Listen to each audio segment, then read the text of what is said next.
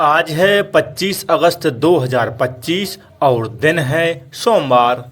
नमस्कार, ज्ञान MP news में आपका स्वागत है। आइए देखते हैं आज दिन भर की मध्य प्रदेश की बड़ी खबरों को। उससे पहले आप वीडियो को लाइक करना ना भूलें और कमेंट में अपने जिले का नाम जरूर बताएं। कट गए 10,000 लाडली बहनों के नाम, अब नहीं मिलेंगे 1250 रुपए। मध्य प्रदेश शासन की लाडली बहना योजना में नाम काटे जा रहे हैं। अब तक राजगढ़ जिले के पोर्टल से 10,000 लाडली बहनों के नाम काटे जा चुके हैं। साथ ही 1300 से अधिक महिलाएं ऐसी हैं जिन्होंने भूलवश गलत ओटीपी डाल दिया, जिसके कारण अब उन्हें योजना का लाभ नहीं मिल पा रहा। जिनके नाम कटे हैं या कट गए हैं उन्हें प्रति माह 1250 रुपए की राशि नहीं मिल रही है। हालांकि विभाग का तर्क है कि 10,000 नाम ऐसे हैं जिनमें 60 वर्ष की आयु महिलाएं पार कर चुकी हैं। एमपी से महाराष्ट्र तक की दूरी होगी आधी। सिवनी छिंदवाड़ा होते हुए सामनेर तक 4 लेन सड़क बनेगी। जबलपुर में शनिवार को आयोजित कार्यक्रम के दौरान केंद्रीय सड़क एवं परिवहन मंत्री नितिन गडकरी ने 2500 करोड़ रुपए की लागत से बनने वाले 150 किलोमीटर 4 लेन सड़क की घोषणा कर दी। इस 4 लेन सड़क का निर्माण अगले 6 माह में प्रारंभ हो जाएगा। 4 लेन सड़क की घोषणा के बाद सांसद कार्यालय में भाजपा के पदाधिकारियों और कार्यकर्ताओं ने आतिशबाजी करते हुए जश्न मनाया। बिजली कनेक्शन चाहिए तो लगाएं मकान का बंटवारा या रजिस्ट्री के पेपर।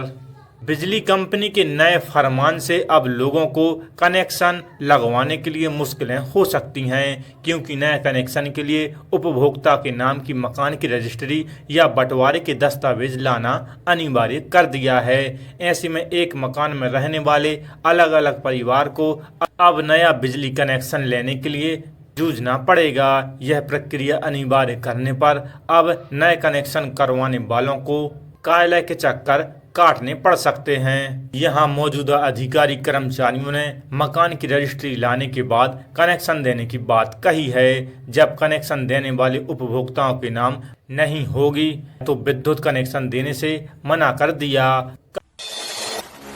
कक्षा 9वीं से 12वीं तक के छात्रों के लिए बड़ी राहत की खबर। आखिरकार माध्यमिक शिक्षा मंडल मध्य प्रदेश भोपाल को अपने आदेश में संशोधन करने में विवश होना पड़ा है, जिसके तहत इस बार कक्षा 9 से 12वीं तक के विद्यार्थियों को परीक्षा फॉर्म में अपार आईडी भरने के लिए राहत मिल गई है, क्योंकि समय सीमा में सभी स्टूडेंट की अपार आईडी नहीं बन सकी। इसके निर्णय में शुरुआत से जो तकनीकी परेशानियां सामने आईं वह 9 माह बाद भी दूर नहीं हो सकीं। गुना जिला शिक्षा अधिकारी कार्यालय से मिली जानकारी के अनुसार 2,70,126 स्टूडेंट की अपार आईडी बनाई जानी है, लेकिन अब तक 1,72,033 बच्चों की आईडी ही बन सकी है। बता दें कि अपार आईडी बनाने का आदेश अक्टूबर 2024 को ही स्कूलों को जारी हो चुका था, जिसके बाद स्कूल प्रबंधन ने एक शिक्षा की जिम्मेदारी भी तय की, लेकिन आधार और समग्र आईडी के डेटा का सही मिलान न होने की वजह से यह काम समय सीमा में नहीं हो सका। एमपी को मिलेंगे 60,000 करोड़ रुपए, गडकरी ने दी बड़ी सौगातें। नितिन गडकरी और CM Mohan Yadav single click पर एमपी में ऐतिहासिक सबसे लंबे फ्लाईओवर का लोकार्पण किया। इस दौरान उन्होंने मध्य प्रदेश के विकास कार्यों के लिए 60,000 करोड़ की स्वीकृति भी दी। इनमें टाइगर रिजर्व कॉरिडोर और अन्य फ्लाईओवर, सड़क चौड़ीकरण, नई सड़क के निर्माण कार्य शामिल हैं। इस फ्लाईओवर के बनने के बाद अब दमोह नाका से मदन महल तक का 7 किलोमीटर का सफर अब सिर्फ 6 से 10 मिनट में पूरा होगा।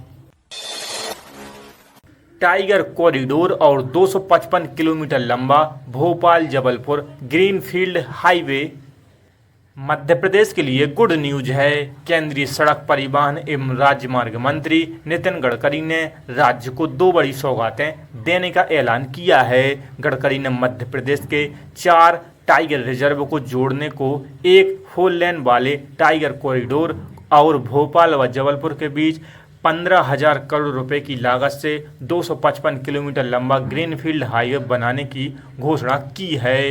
गडकरी ने शनिवार को जबलपुर में 7 किलोमीटर लंबे फ्लाईओवर का उद्घाटन करने के बाद यह दो बड़े ऐलान किए। जबलपुर के सांसद आशीष दुबे, राज्य के लोक निर्माण मंत्री राकेश सिंह और राज्य के अन्य सांसदों ने पर्यटन को बढ़ावा देने के लिए राज्य के टाइगर रिजर्व को जोड़ने वाले कॉरिडोर की मांग की थी। पीएम मोदी को फसल बीमा का पैसा लौटाएगा खंडवा का किसान।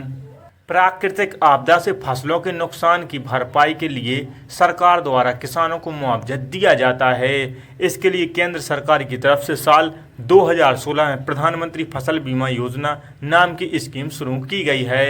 आपने इस योजना में मिलने वाली सहायता राशि में कई बार गड़बड़ियों की खबर सुनाई होगी।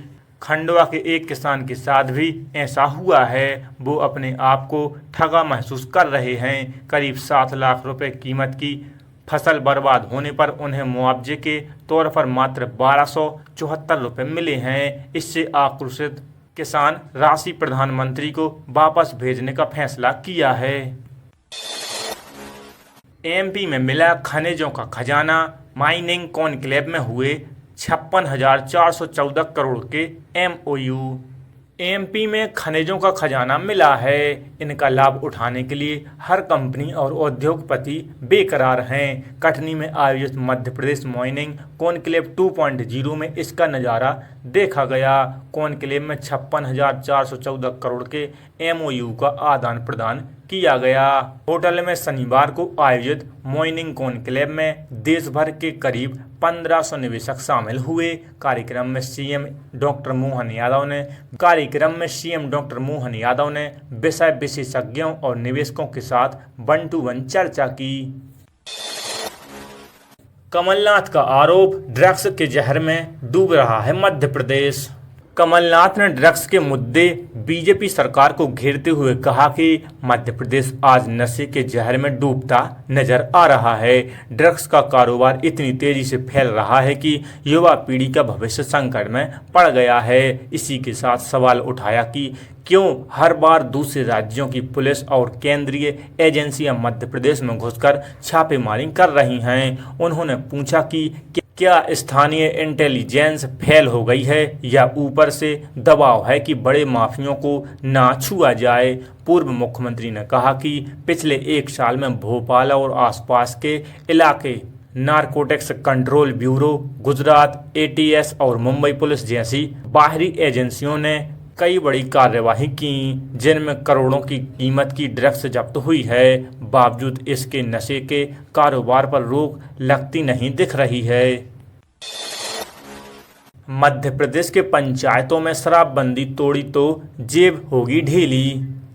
शराब को सामाजिक बुराइयों का दर्जा दिया गया है। दमोह में 3 गांव लोगों ने मिलकर इस बुराई को दूर करने का फैसला किया है। ग्रामीणों ने आपसी सहमति से गांव में पूरी तरह से शराबबंदी का फैसला लिया है। इस फैसले को कड़ाई से लागू करने के लिए इसका उल्लंघन करने पर जुर्माना का भी प्रावधान किया गया है। ग्रामीणों का कहना है कि शराब की वजह से कई घर परिवार बर्बाद हो गए। गांव में आए दिन शराब पीकर मारपीट की घटनाएं सामने आती हैं। इस पर लगाम लगाने के लिए ये फैसला लिया गया है।